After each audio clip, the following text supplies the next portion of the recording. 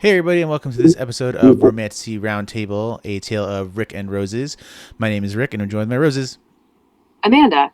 And Kim. And as always, we would always appreciate it if you consider liking this video. Super extra appreciation with sprinkles on top if you subscribe. Really helps out the channel. And you can always reach out to us with a comment, question, and or something. I don't know. At our email, romantasyroundtable@gmail.com, or in any of the comments, whether you're on YouTube or Spotify, like our good friend Jamie Dawes did, when he asks us, are we sure if Mort is a cat and not an owl? Kim? I can confirm, Jamie, and if you watched the video on YouTube last week, you will see that he is actually a cat. Is he a shapeshifter and I don't know it? Maybe that's part of his lore now. But can confirm he is 100% cat, at least when I see him. I also want to point out that Rick is always like, thank you for liking the video and helping out the channel. Many of you probably listen to this in audio, and it's not a channel, it's just a podcast. So we appreciate you too for doing all the things, and you can follow us on Instagram, TikTok, and Goodreads. Yeah, we read. They be good. I would also like to say I would like to thank our good friends Sable and Sorensen here, as there are a number of new folks who have found us in the last couple of weeks. Welcome. Through our reviews of Direbound and now Furybound. So we're glad you're here. Stick with us. Please. Please. But we're up to 80 subscribers on YouTube, which, like anybody else in the world, is like, that's nothing. And for us, we're like, oh my God, that's so many people. Yeah, welcome, Rosebuds. We're happy to have you. Give us like a say hello. Say hello in the comments. We want to know who you are. Well, I also would like to apologize for sounding like this and looking like this if you're watching. Last week, Kim was sick, and this week, I'm sick. I swear to God, if I get sick, I don't even know. I don't know. Well, we're going to record the next episode in a couple days, so we'll likely all be in the exact same situation we're in now. I better not be. But this is the only time that I'll be seen by humans today. I took my dog outside. We're being recorded. I'm going to make some salads and put my laundry away. Enchiladas, for those of you who are listening in a Spanish-speaking country. Do we have those? I don't know. Probably. Ensalada avocado. It's an avocado salad. Can you shut up? We can hear you. You can't hear me. Okay. Oh, that means my mic's not being the mic. That was great. Yeah, she turned off her mic. Now do I have a microphone? Oh yeah. Maybe. Is it a microphone? Sure is. Can't hear you. Wow, who knew? So you heard my dog barking. Woof. She's here because she loves Furybound. Wow, you sound so much better. Yeah, well, it's a microphone. Holy crap. And we might hear Socket this week, but we won't hear Mort this week because I have locked him in the bedroom. Oh, buddy. Mort. He was a lot last week. Morty. All right. Do you call him Morty? Well, no, we call him Mortadella. You call him Mortadella. Hey. You're making... He's a Jewish cat. Don't put Italian on him. I guess he could be both. He's been Mortimer. He has been really Momo, my little Nepalese dumpling. He has been Moriarty, and he is, as of this morning, Morticia. Morticia. I like that. Momo means peach in Japanese, and so it is often the name for a corgi. Momo in Italian American culture means dummy. Fucking Momo. Language is so cool, guys. Yeah. We teach that. Rick is going to host today so that I can save my yapping for commentary.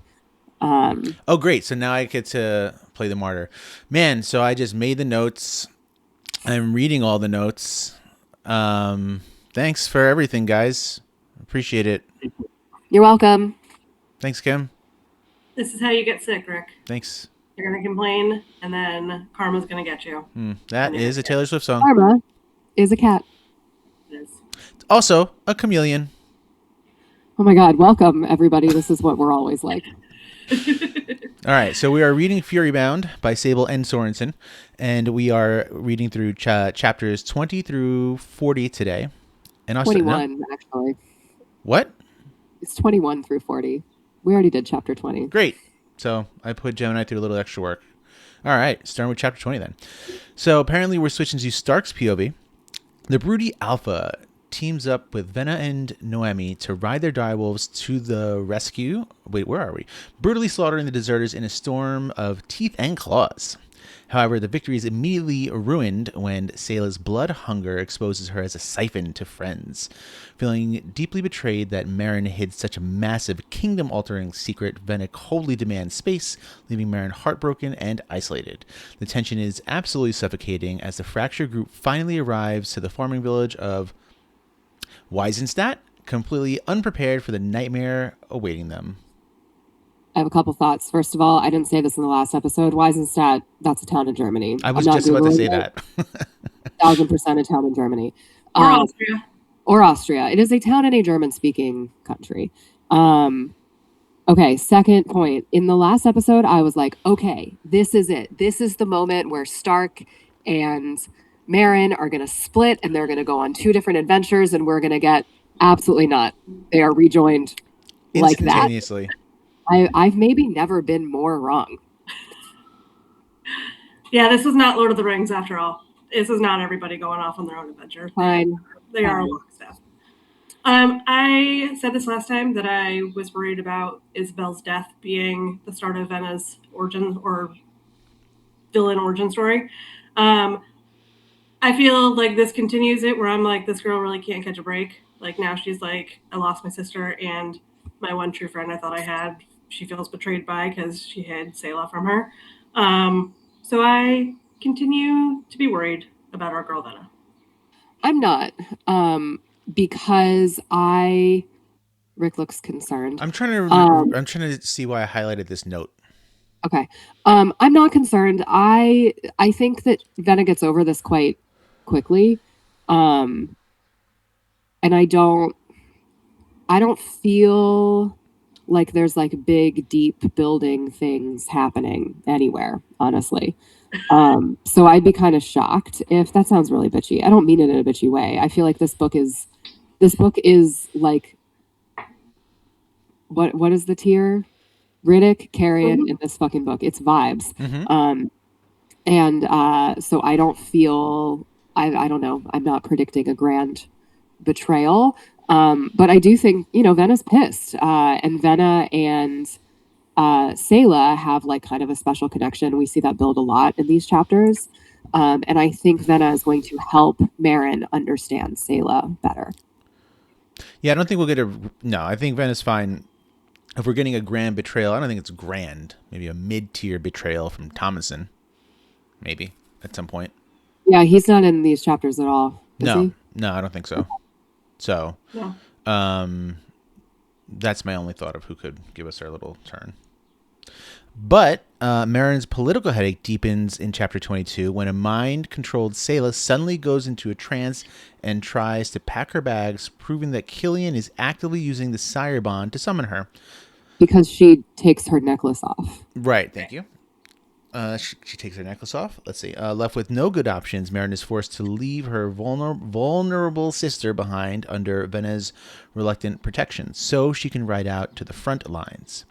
Geared up in full battle leathers, hot, and radiating extreme alpha energy, Stark leads Meryn and Annasa across the scorched, terrifying no man's land.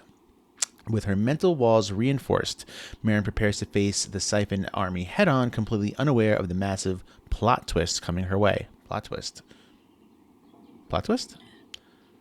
Also, Venna wasn't reluctant. Venna was the one who was like, no, you can leave Sayla with me. I promise she's going to be fine. B- for Gemini so far. Yeah. No, yeah, I had a little bit of a problem with it, but it was later on. The necklace is a key piece of information to leave out. So the necklace, the opalite necklace, the goddess tier, that was her mother's. Meryn gives it to Sayla, who wears it up until this moment, and then Meryn is like, I really need to take that. I need like the double goddess tier situation. as we go into this. So she takes it off, and then she like immediately is like, I gotta go see Killian. And Meryn's like, whoa, whoa, whoa, whoa, whoa. So it's clear that the goddess tears are protecting people. I still don't think that Killian's the sire. So that's just my I agree thoughts. with that. I agree. Even though the compulsion thing that's happening here, as we know, he did that with the Phalanx also. But yeah, I'm with you. I still think there's going to be some kind of a twist here. Yeah. So the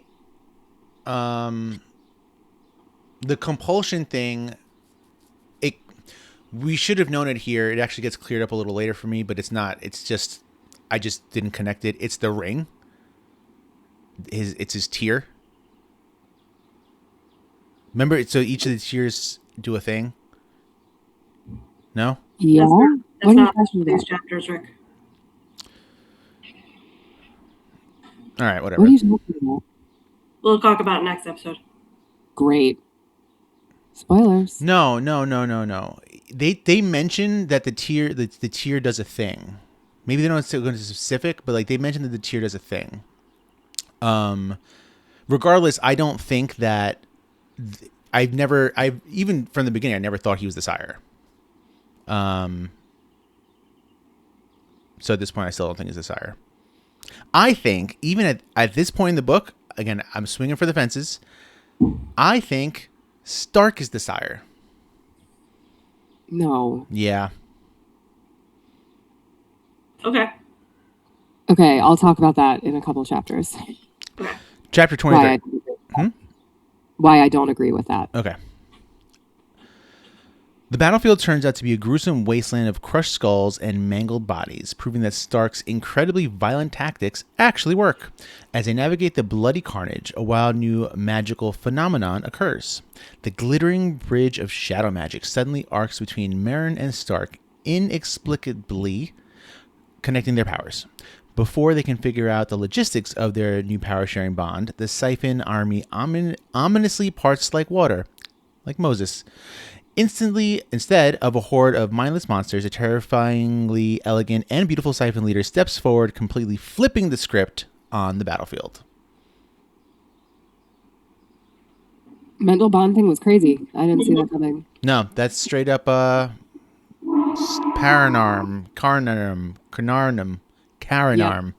Yeah, that's some throne of glass shit. Mm-hmm. Right. Don't even when Dorian and Aelin were able to combine their powers too. Mm-hmm. So. Mm-hmm. Mm-hmm. It's oh, never mind. It's like Captain Planet.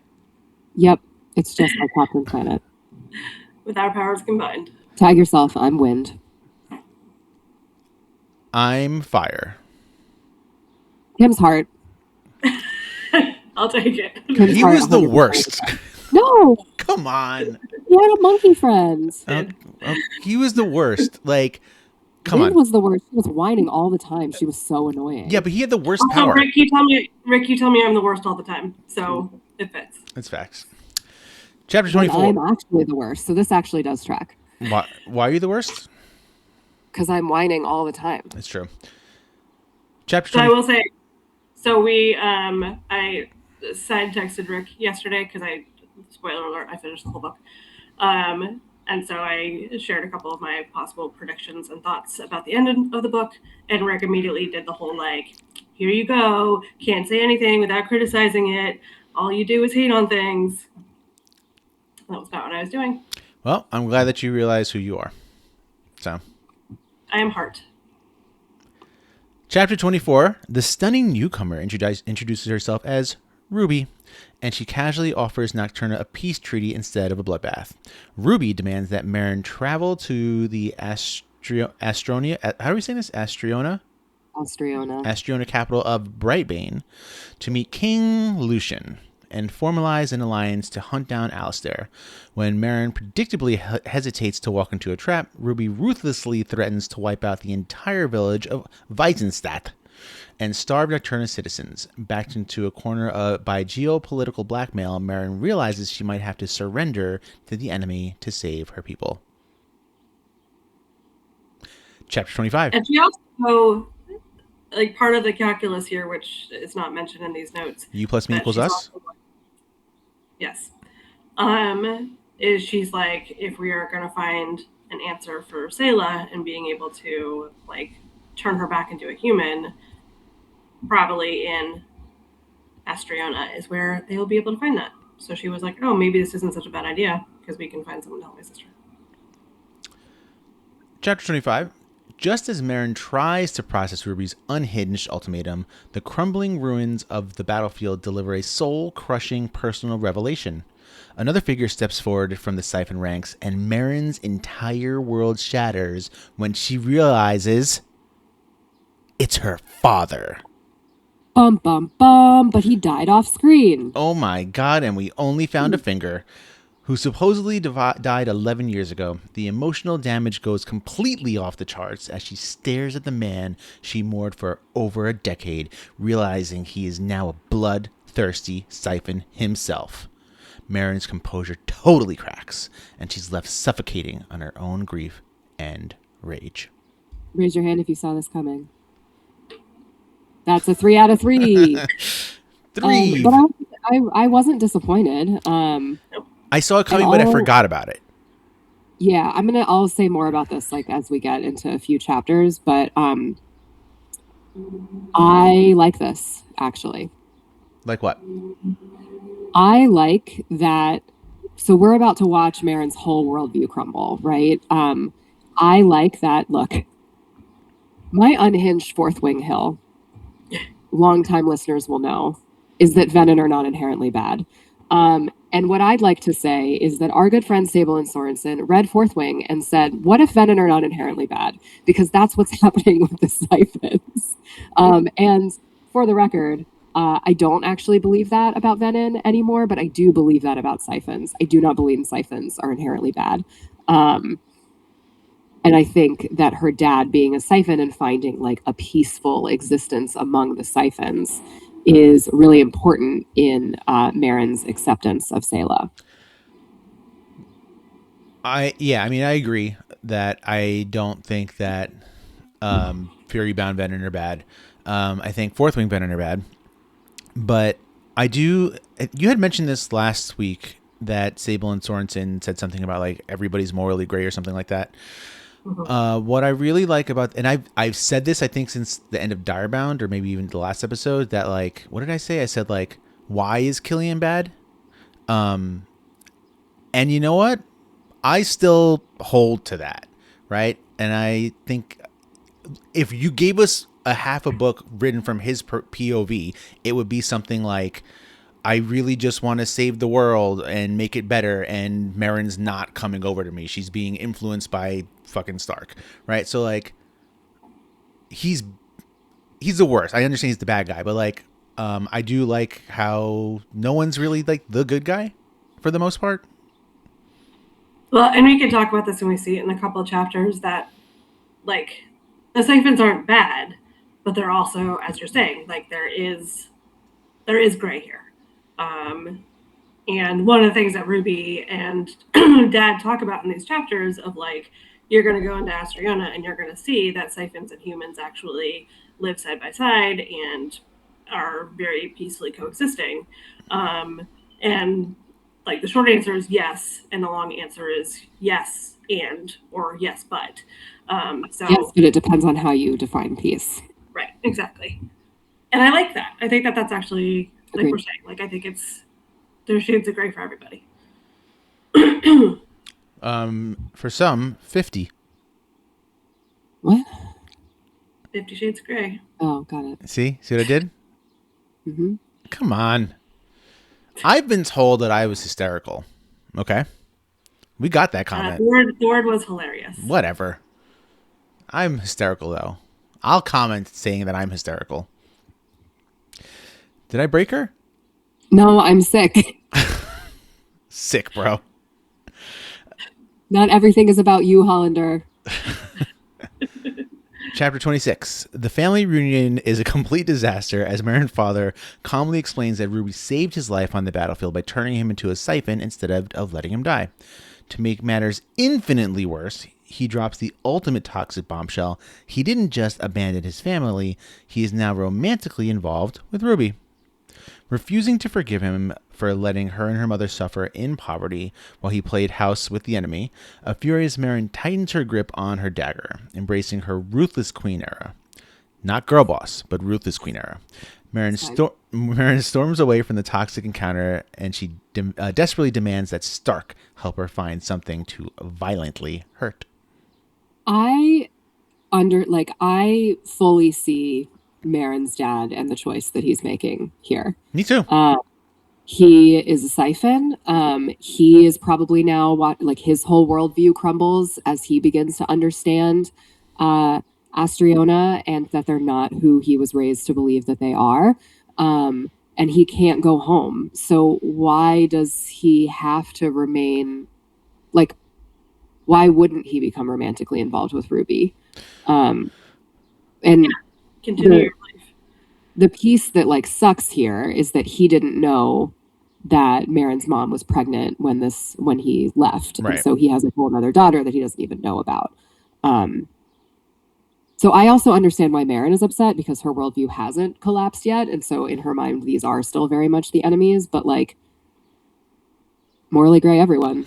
I get why Daddy Meryn made the choices he made given the hand he was dealt. Right. You get if you get the bonus chapter written from his perspective, it's, and I'm dying and this whatever Siphon asked to save my life. And I say, yes, but she says, you'll never be able to go back to your family. Maybe that's the thread. Maybe the thread is, I understand why they made the choices they made given the hand they were dealt.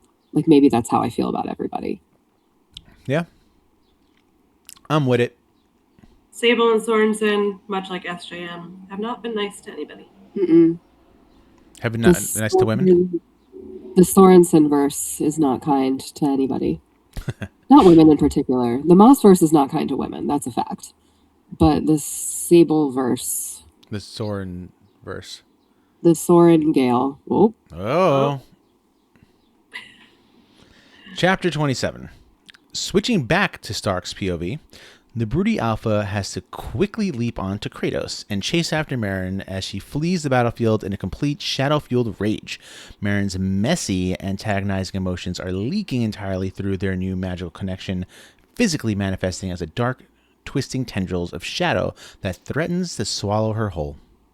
Cratos warns that Annasa is also reaching her breaking point from bearing Meryn's pain, forcing Stark to physically intervene and help her shoulder the magical burden.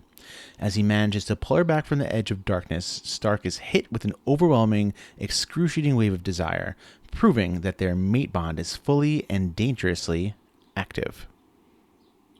Gemini completely skips over the fact that there is our first soup scene here. Is this the soup or is the next chapter the soup? Doesn't matter. She skips over it. The soup is here. We have arrived at soup. We are in the woods. Cratos and Annasa go off to do their own soupy thing, and the soup is cooked.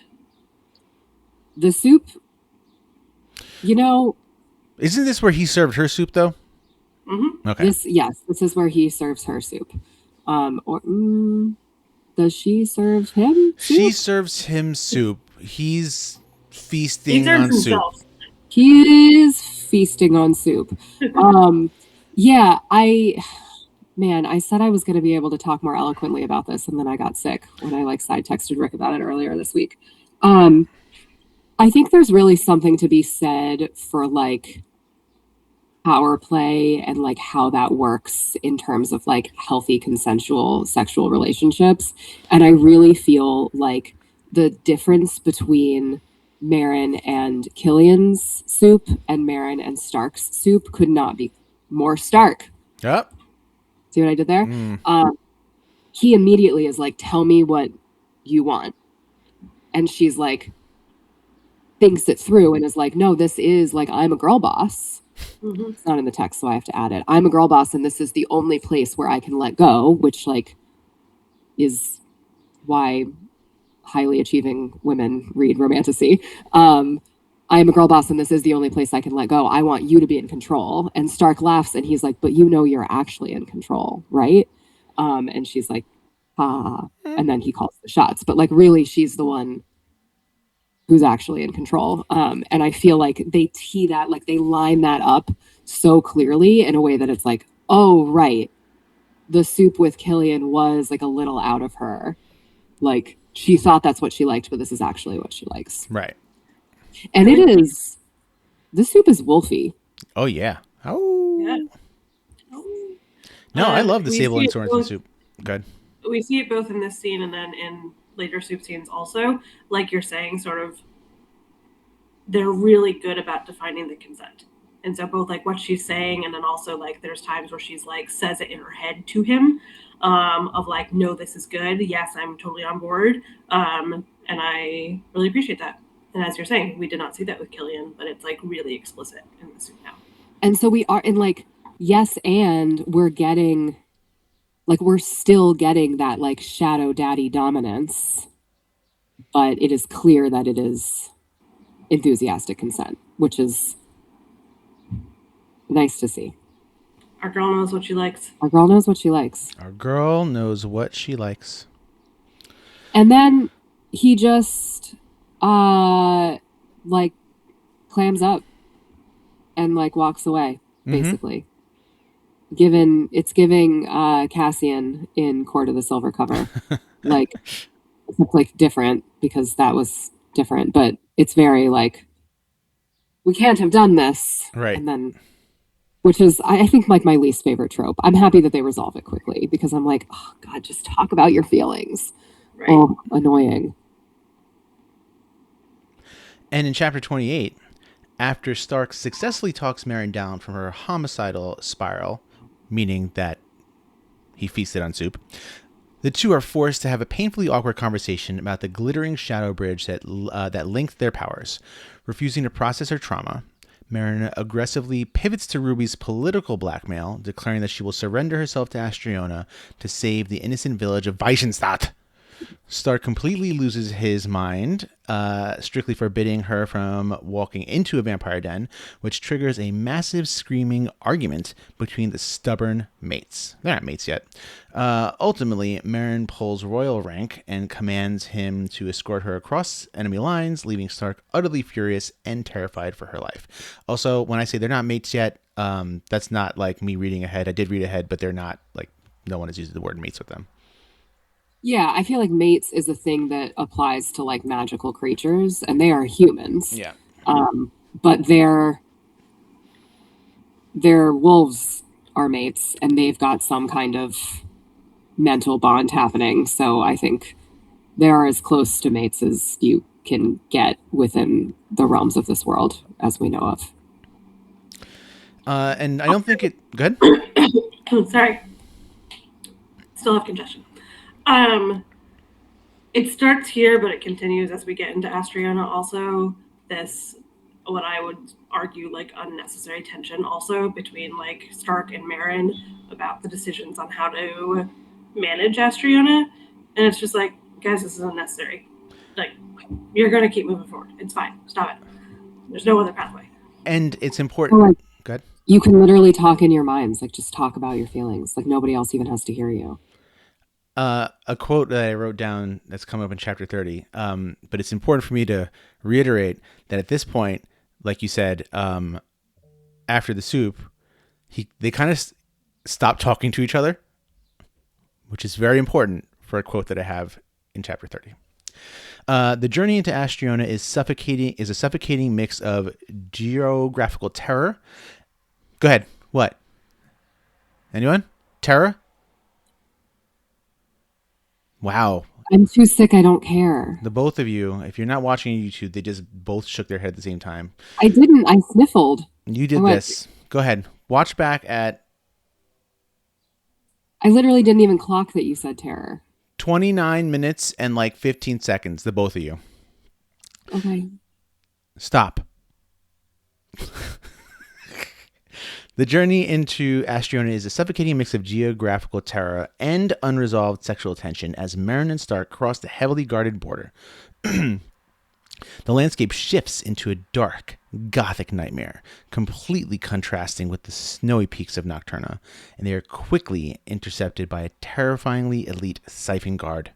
Instead of killing them, the guards smugly escort our heroes towards the capital city of Brightbane, treating them more like captive zoo animals than visiting royalty. Meryn spends the ride furiously reinforcing her mental walls, desperately trying to hide her shimmering panic and her deeply annoying physical attraction to Stark. Is this where Okay, they're Gemini. Is this where they're on one horse? Maybe? Yes. No, is that later? That's later. That's later.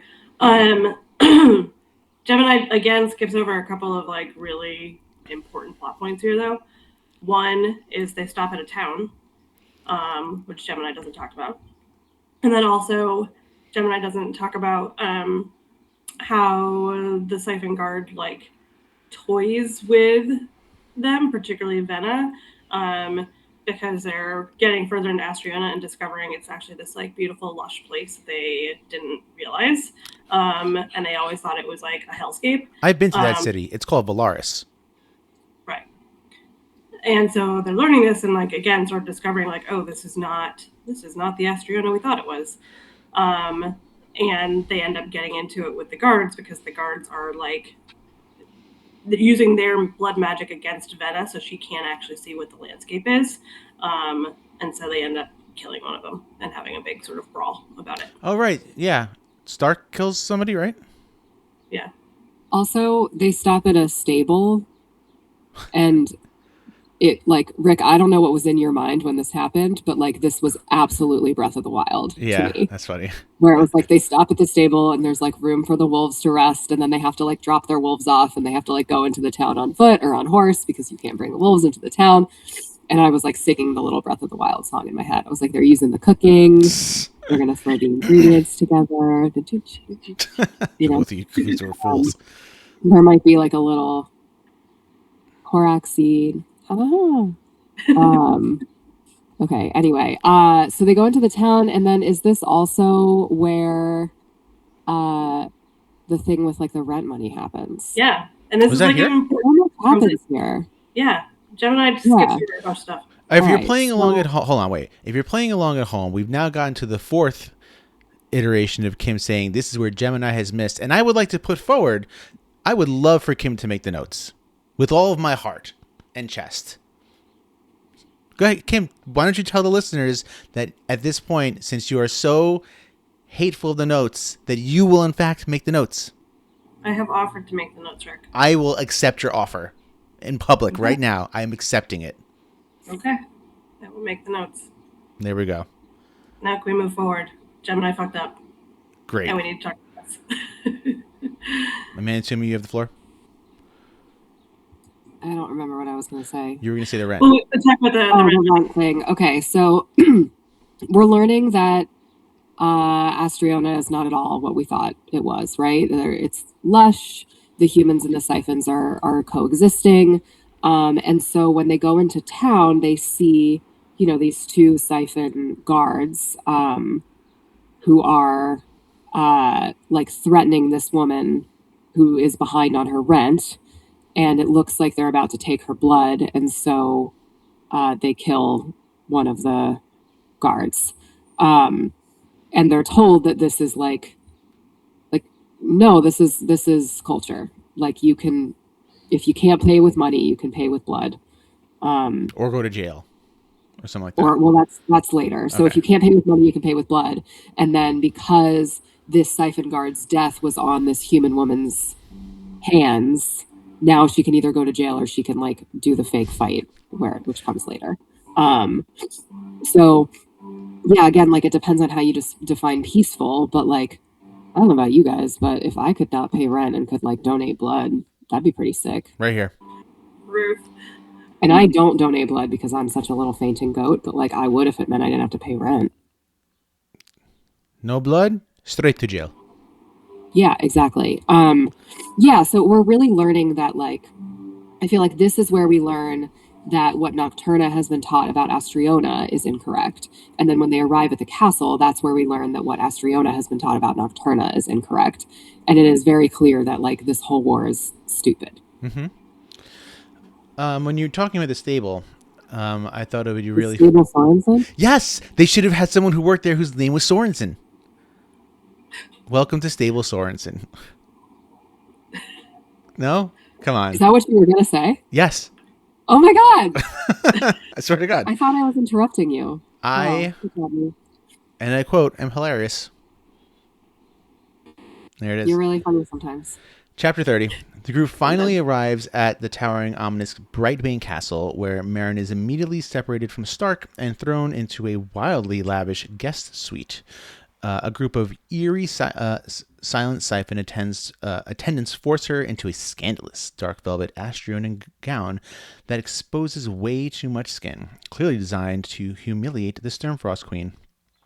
While playing dress-up, Meryn gets a terrifying flash of foresight magic, showing her a brief, bloody vision of a dark-haired Siphon draining a human dry.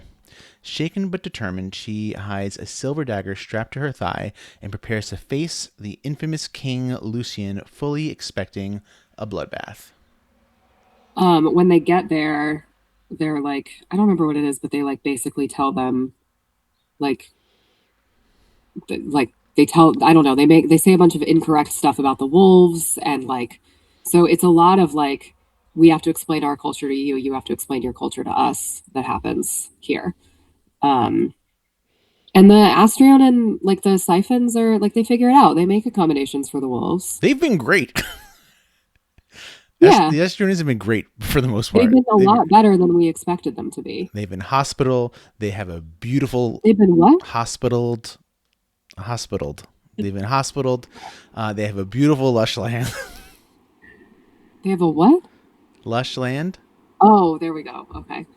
I heard left leg, and I was like... They're hospitable. Hospitaled. Hospitaled. They're hospitaled, and they have a beautiful left leg. Wait, hold on, pause. Okay, but here's the quote that I wrote down. So, let's see. What's his name? Stark hasn't been talking at all to anybody or anything, right? He's just been quiet. And then he says something to someone, maybe to Venna. He talks to Venna maybe. And then Meryn says, "So it turns out he can speak. Eating my pussy didn't make his tongue non-functional after all."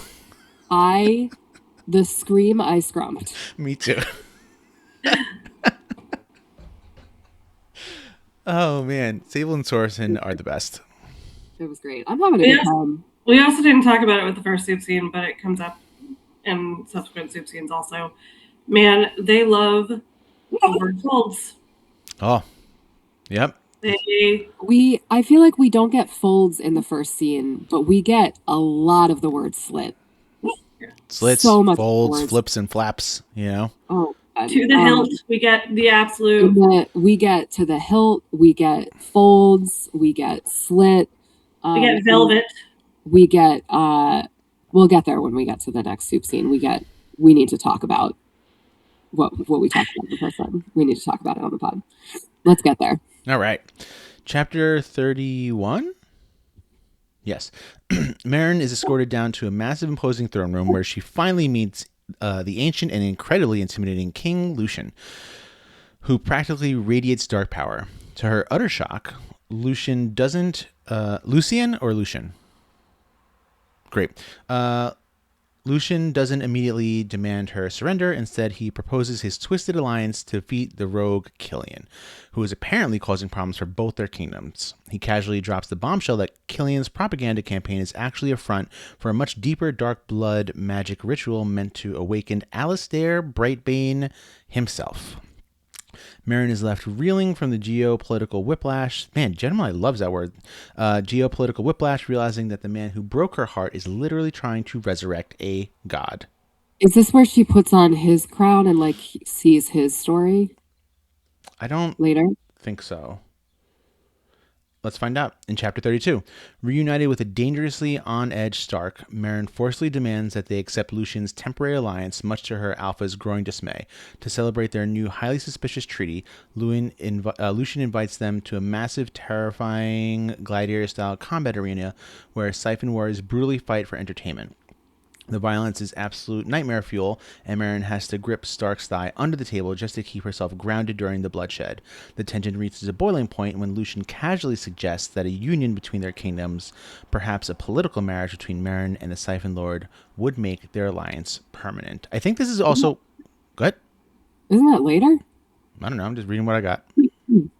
Sorry, go ahead. Isn't this where the people who fight is that woman? With the, so the rent? Gemini mentions it in the next chapter. I think Okay. I think it's got a little bit muddled. Okay. So we can just look at this whole scene. All right, so we'll stop at Chapter 33, which is the next one, which would be... It doesn't matter. Chapter 33. The gruesome arena games conclude with a wildly uncomfortable welcome dinner where the victorious fighter, Centaur, casually uses her defeated human opponent as a lapdog. Meryn watches in pure, horrified paralysis as Centaur intimately licks the fresh blood off the traumatized human's face right at the dinner table, proving that Siphon culture is completely unhinged. King Lucian catches Meryn's disgusted stare and decides to assert his absolute dominance by smirking at her across the table. With chilling, calculated eye contact, Lucian grabs the gorgeous woman sitting in his own lap, sinks his fangs directly into her neck, and wishes our traumatized queen to enjoy her meal. My bonded direwolf has arrived. Oh, woof. If you're watching, she brought her pie toy. Mm. Hi, are you looking at the camera? There Wow. she is. Hello, sweet girl. Oh, the crown is in Chapter 34, just so you... What do you think of the wolves? Oh. There it is. You sniff. Sniffies. So so this is where, though, we see the woman that we were introduced to in the town when they were traveling, the human who hadn't paid her rent. She then shows up because she was given the choice of go to jail or do this play fight and, in essence, end up giving her blood anyways. Excuse me, which is what she chose. So she gets beat down by the Siphon wearer, who then is able to claim her prize of feeding off of her. And again, it's not great, but it's not like, I don't know. She lives. Right, because Meryn asked that. She's like, well, what's going to happen now? And they're like, no, she's paid her debt. She's just going to go home. She's fine. And also, like, as in most vampiric lore, she doesn't mind having her blood sucked. Mm. Right, like it... There's something sexual about it. Right. It feels good. I mean, it is obviously... Talk about consent, you know. Right. So, like, it's not great, but it is like... Sorry, I don't know if you said this. I was in my own thoughts thinking about this. So I probably didn't hear anything. She was given a choice to do this. Mm-hmm. Did you say that? Yeah. She could have gone to jail. Yeah. Yeah, they were like, oh, you can fight or go to jail. Fighting's quicker. You might as well just fight. And, like, she's up against this Centaur person who's, like, obviously going to win. Right. So I don't know. I mean, it's not, like, again, define peace. Like, the humans are not living as equals, but, like, I'm not sure this isn't what they've been taught about Astreiona. Like, it's not great, but it's, like, not terrible. Also, I'm just thinking about, like, humans, like real life humans. I bet a good majority of people who are currently in prison would take that deal. Yes. Like, just like a good majority of people would be like, yeah, I'll give my blood for rent. Right. So. And it's like, yeah, I'll do a play fight, get a little bit beat up, and then just not go to jail, like, or prison. Yeah, and then, like, have this, like, sexually pleasurable experience of having my blood drawn, and then I just get to go back. Like, I don't know. Like, none of it is, like, abolish all prisons except, like, this is fine, I guess. Yeah. This is good. you have some control and order. Sorry. what happens right after is that a bunch of beautiful human women come in and sit on the laps of all the siphons and they get fed off of. But like that is something that they consented to and are being compensated for. And it's similar to what we saw in like Quicksilver and Brimstone also, which had sort of a similar, I guess, trope now. And I think it also mirrors what we see of like the nobles and the bonded. And again, morally gray everyone. So I think this is highlighting that there's not actually a difference between these two nations, and like there's icky stuff about both of them, but neither of them are like everyone's morally gray. And in chapter 34, Meryn is absolutely horrified by Lucian's unhinged dinner party, where human subjects act as willing blood bags and lapdogs. Get over yourself. The Astreionian king drops a massive lore bomb, my favorite part of any book. The 500-year war is literally just a petty family dispute with his exiled brother, Alistair Brightbane. So we learn that they're brothers, and he wants his throne back. Alistair Brightbane wants his throne back. Meryn puts on Lucian's Sunbolt crown, which conveniently houses a goddess tier, and is thrown into a wild historical vision. She witnesses a past council meeting where Lucian's father exiles Alistair for creating illegal mind-controlling thrall bracelets. Alistair retaliates by triggering his thralls, murdering the king, their father, and forcing Lucian to take the throne while Alistair escapes to plot his revenge. I love good lore. This is good lore.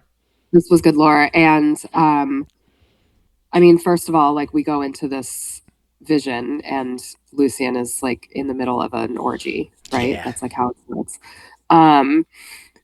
Yeah, I also like look, full of my White favorite Claws. Disney villain. What? He's in his orgy full of White Claws. Because I don't remember he's what bringing we're White talking- Claws to the orgy. This is what Rick said when I was said, oh, I understand why Lucian is his favorite character, because he has orgies. And Rick says, yeah. Invite me, I'll bring the I'll bring the White Claws. And I was like, ew, who wants to drink? Yeah, I think I was like surefire way to not get invited to the next orgy. Yeah. And we were like, at least a good wine. It's like finding some Mike's Hard Lemonade. Ew, Smirnoff Ice.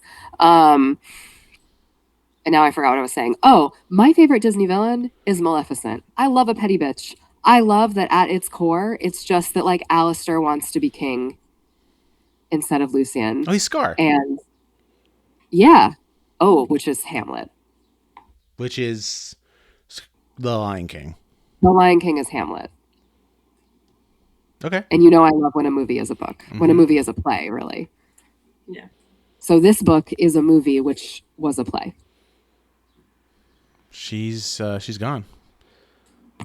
I knocked something down, but I saved it with my foot. I had to shave.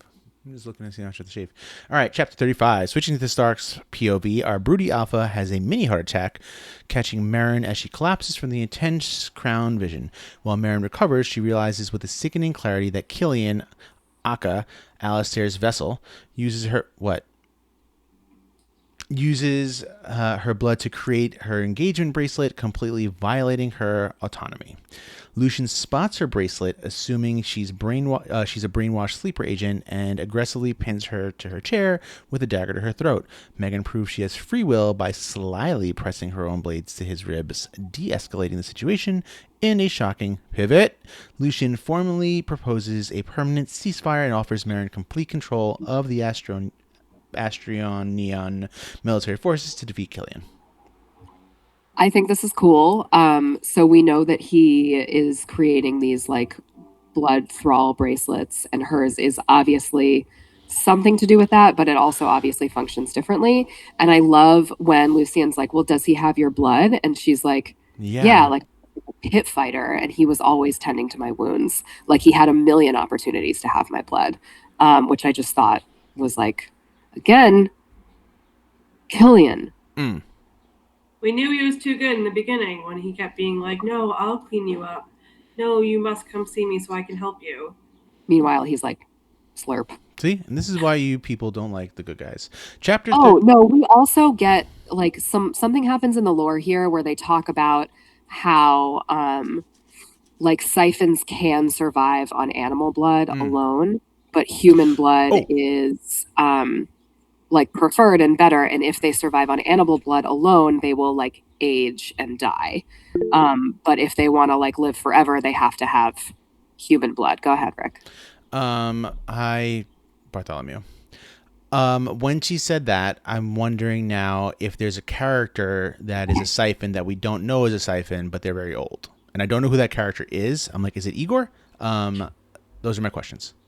Interesting. I also want to say that the siphons clocked, we're not talking about Sayla at all, but the siphons clocked that Sayla was a siphon immediately. Oh, yeah. And that is why I don't think that Stark is a siphon, because the siphons clocked that Sayla was a siphon immediately, and we're like, you didn't tell us you had a siphon in your mist. So that's that. The other thing I wanted to say is that they're talking about how the kings must have survived only on animal blood, and that's why they aged and died.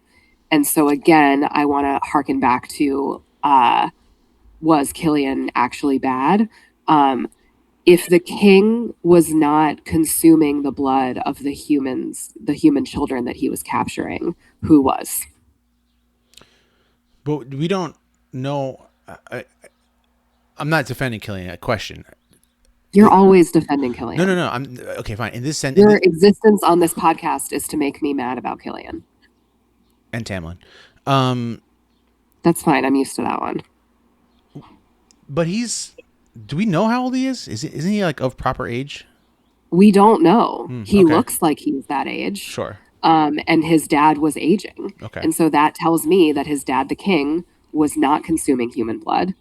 Then who were all of those children's blood going to? So there's that thought. I want to talk about Sayla a little bit, because I don't know when that takes place, and I think we need to talk about it.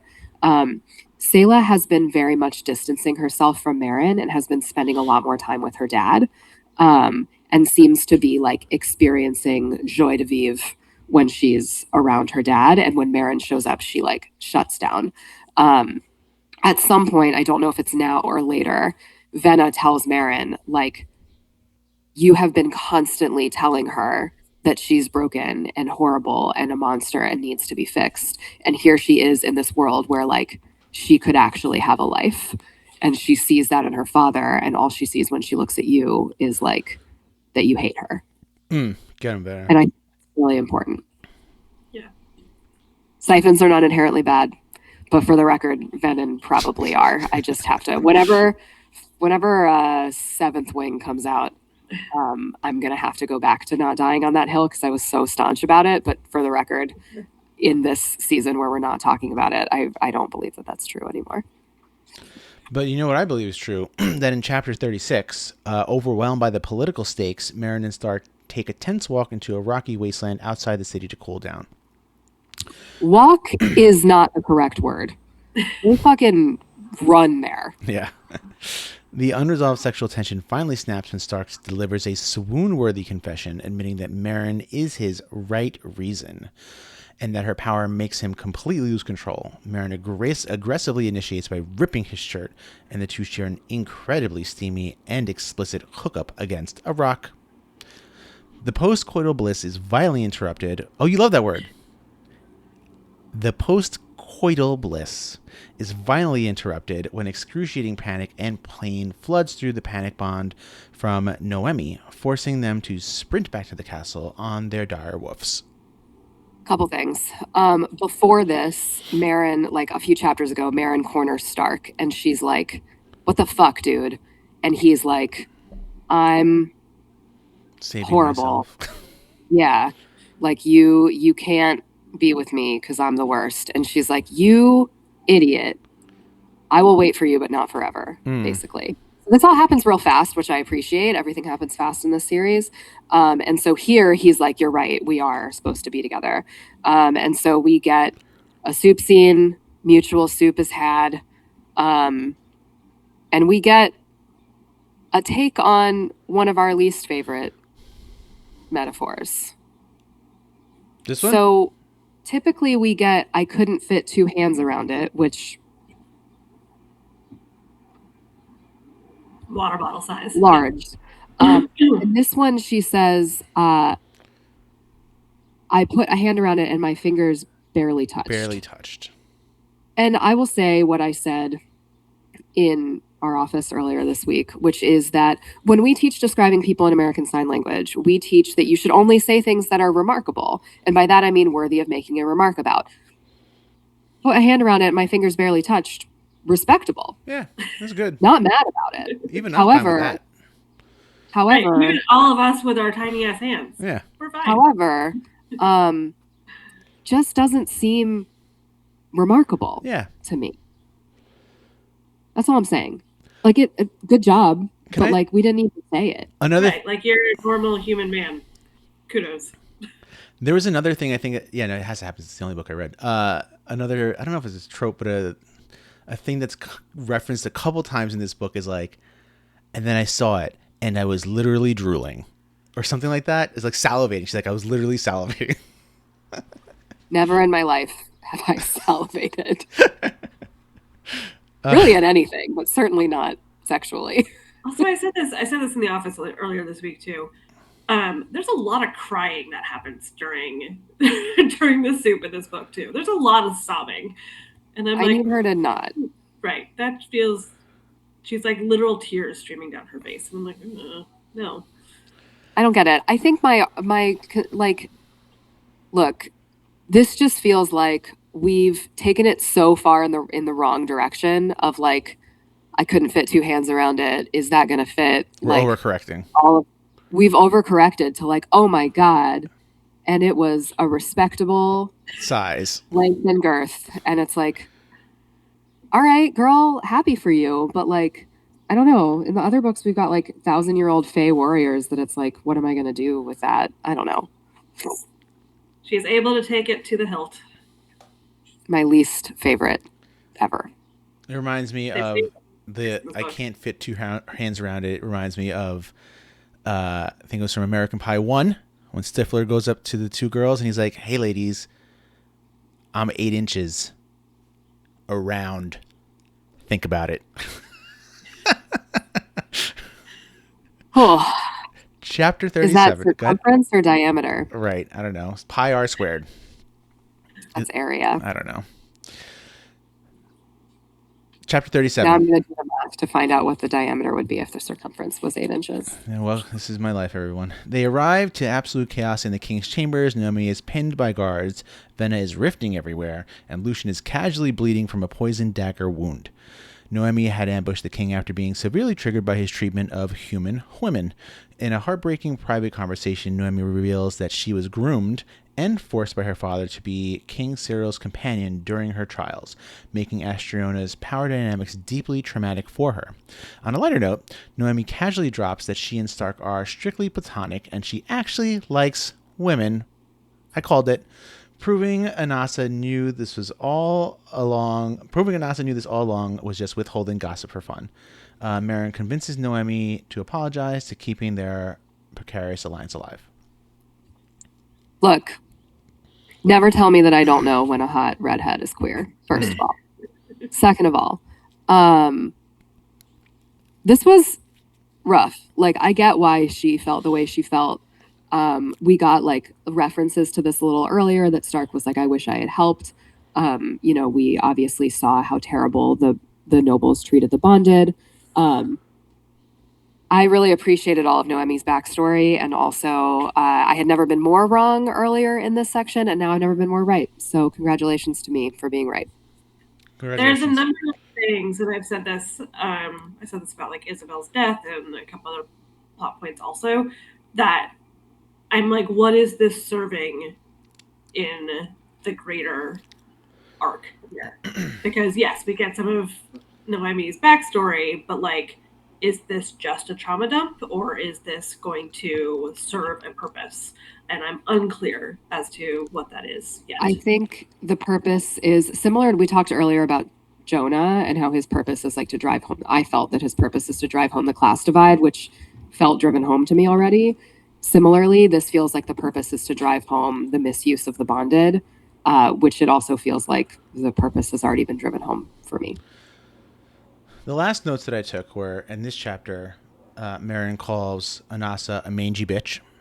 And the face that I was making before, I was trying to figure out why I took this note. I now remember why I took this note. We're going to play a game. Okay? We're going to play a game. Here's what I took down. His expression as he watches Noemi struggle is strange. The top half of his face looks amused, like a cat toying with a mouse. The bottom half is twisted with what looks like cold anger. We're now going to try to do that face. You know that I can't. Okay, fine. Kim and I are going to try to do this face. The top half of his face looks... Viewers at home, Please, I had... If you're listening to this, go ahead. Give your PSA. I had Botox for my migraines. I can't move my shoulder or my eyebrows. If you're listening, you should go to this episode. We're at the 59-minute mark and 30 seconds. All right, so the top half of his face looks amused like a cat toying with a mouse. The bottom half of his face is twisted with what looks like cold anger. You guys look great. There we go. Thank you, Sable and Sorensen, for I don't even understand what that's supposed to look like. Chapter 38. After Lucian smugly accepts Noemi's apology. No? I tried to do it, but I don't have enough mobility in my eyebrows. Chapter 38. After Lucian smugly accepts Noemi's apology, Meryn realizes she desperately needs Sayla's goddess tear to block out Killian's sire bond. After getting called out by Venna for being an unsupportive sister regarding Sayla's vampirism, Meryn takes Sayla to a massive royal library to consult Lucian. Lucian reveals he has a matching tear necklace and confirms that Siphon jewelry can block sire bonds. Out of nowhere, Meryn is struck by a devastating mental connection, seeing through the eyes of the sovereign Alpha Sigrid. During a massive frontline battle, Meryn physically feels it as Jonah stabs Sigrid, dealing a fatal blow. Meryn collapses to the floor, sobbing as she announces to the room that Nocturna has officially fallen. This is crazy. Again, like we talked about Sigrid quite a bit in our last episode. And like understanding her relationship with Stark better and like what is her purpose and again like the whole arc of the plot here. And now she's dead. Yeah. Just like that. Boom. Dead. And I think Amanda specifically said, I think at the end of the last book maybe, or this book, where you're like, I can't wait to see, like, I want to know more about their relationship. It's crazy. But what I like about like, it... in Sigrid's final moments, she's like, I should have been a better mom. Mm-hmm. Yeah. That's great. I like that. And what I like is when the world feels, in any book, when the world feels alive, as in like Sigrid doesn't need to die with them. Like she's doing a thing and dies in the thing that she's supposed to be doing. Like it makes it just feel like the world is moving, you know? It's not just this core cast of characters. So here's one thing that I did take a note about on this chapter. Because as she's saying, like, I wish I had been a better mom. I wish I had told him more about being the Sovereign Alpha and what that means and who it means. And she uses the who. And I immediately was like, holy shit, is this another Alistair situation? In that their family also has either something that they're going to be a vessel for or like another entanglement by a Siphon or somebody else that is driving some of these motivations. And I don't know, but I like clocked that. Like it was like specifically like the who was italicized. So I was like, oh, that's too much to not be nothing. I clocked that line and was like, that's weird. Yeah, Didn't even think about a theory, but I think that's a really good point. I wonder how Stark feels. Whoa! In chapter 39, we switch back to his POV. He's gently comforting a traumatized Noemi in the castle gardens when a searing pain hits him out of nowhere. He is plunged into a shadowy mental landscape and overwhelmed by a massive influx of pack magic, feeling the deep connection of the countless bonded riders. Voices echo in the darkness, confirming that Sigrid is dead. Stark realizes he has officially inherited the mantle, grief, and raw power of the Sovereign Alpha. He returns to reality and stoically breaks the news to Noemi, though his mind immediately races how Meryn is handling this devastating shock. Let me just read the last chapter and we can close it out. Chapter 40, back in the library, Meryn contacts her surviving generals and confirms that the border has been completely completely lost to Killian. Desperate, she tells Lucian they need Astreiona to lead the fight. In truly unhinged power play, Lucian agrees to keep the alliance, but only if Meryn marries him, claiming it will be perfectly balanced their goddess tiers and appease the public. Meryn reunites with the newly crowned sovereign Alistair Stark, who is suppressing his grief with a demand to immediately attack Killian. Meryn uses her foresight and sees an immediate attack means death for everyone, while marrying Lucian ends in his bloody assassination. Pushing her magic further, she sees a mysterious dark tower by the sea, and a new jewel. The chapter ends on a massive cliffhanger as Meryn drops the Lucian marriage proposal bomb on Stark, causing him to immediately stiffen and shut down. I mean, he's kind of just weird in this chapter period. Stark? Yeah. Yeah. I mean, mom just died, became new Sovereign Alpha. I wonder why. You know. No big deal. NBD. Nothing's. Also, I really feel like she should be using that power way more often. The foresight? Yeah. Yeah. It's like, maybe they would have known about Secret. Yeah, that's why General Melgren always used it. That's a Fourth Wing character. I forgot his name. Yep. There you go. All right. That's the end of our chapters. Amanda, what do you think's going to happen next? I honestly don't know because I really don't feel good and I don't even remember finishing these chapters. It was like days ago. Great. But she can't marry Lucian. That can't happen. I really like this theory that like something is embodying Stark. We need to like set the scene for a confrontation. I don't know if we're going to get the confrontation in this book, but we gotta march back to the front lines and fight the fight. I'm wondering, are we fighting? Yeah. So my question with the confrontation is, are we like? Is it a Killian / Alistair fight? If we kill one, are we killing both? Are we killing them in separate? Like, I don't know. Is one this book? Is another next book? What's going on? That's what I want to know. How this ends. Right. Can Alistair jump to another body? Oh, wait. Hold on. Pause. If he does jump to another body, doesn't that mean that there's another in the bloodline? I guess that would mean we would. That's what I'm asking. Like, is there another in the bloodline that we don't know about? Especially if we don't know if Killian is not actually a youth. Or can Alistair jump to Lucian? Oh, the plot thickens. Or is there like a cousin that we don't know about? I don't know. Yeah, I said in the last episode too, I was curious about like when we see Killian come back. Because we've had we only had it once, the dream connection. So I feel like there's got to be more there. Like, they're not just going to use that once. There's got to be something else. And then when do we actually physically see him again? So I am curious. I'm like looking at what vampire sire bonds are. Oh, I keep forgetting about the sire bond. Right, the sire bond. Okay, let's backtrack on what I said. Let's pretend that does happen. Like, if he can jump. If Killian is the sire of Selah and dies, could Alistair jump to his sire, which would be Selah? Ooh. Not his sire, but right. Sire means dad. Creation. Well, you know what I mean.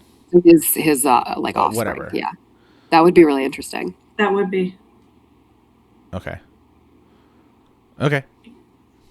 That's my thought. That's my prediction. I have no thoughts. I just have vibes. I'm having a good time. Me too. What are you reading? I finished All the Light We Could Not See. All I did it, guys. I finished it. This book is for someone. This book is not for me. I think I gave it like 3 stars. I recognize that it is an excellent, beautifully well-written book. It's just not like, it's so flowery. And it's beautiful. I think I like a little more action in my books. I liked the way it wrapped up. The keys, the museum. Yeah, I felt like I had 2 hours left in the book for 7 days. Like, I felt like I was slogging through it. But now I started listening to The Bodyguard. With Whitney Houston? Yep, which is a rom-com. And I started reading That Starship. wasn't a rom-com. Which is also a rom-com. So I'm just feeling the vibes. What is that? Starship. Yep. Starfish were meant to fly. Right? Yep. Starfish were meant to fly. What's everybody else reading? Kim? I finished these chapters, finished the book, so that I can be prepped before our next episode. And I have gone to Rites of the Starling to finish out that before I turn back to Dungeon Crawler Carl. Yeah, okay.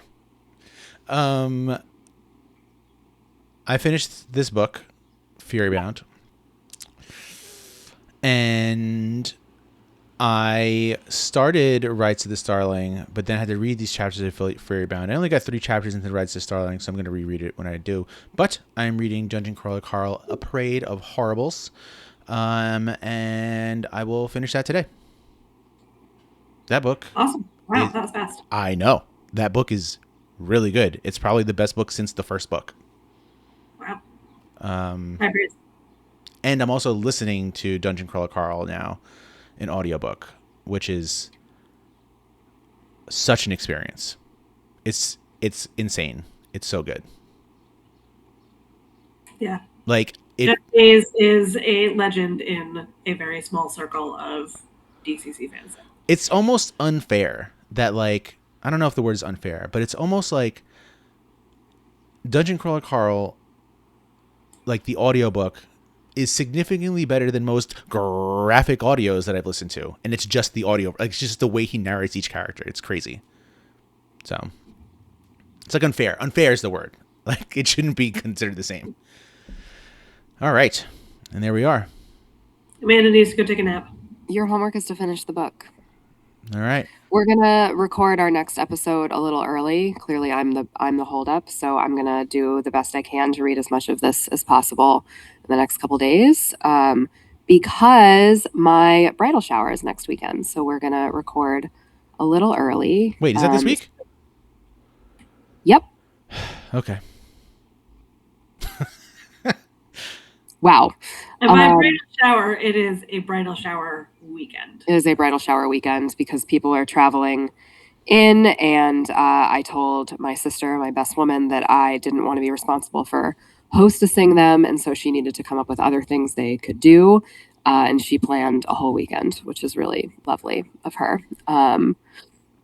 So yeah, I gotta read so we can record, and I gotta focus on getting better before everybody gets here. Great. All right, everybody, if you have any questions and other things, try to get assistance real soon. Bye. Bye. Bye. Oh.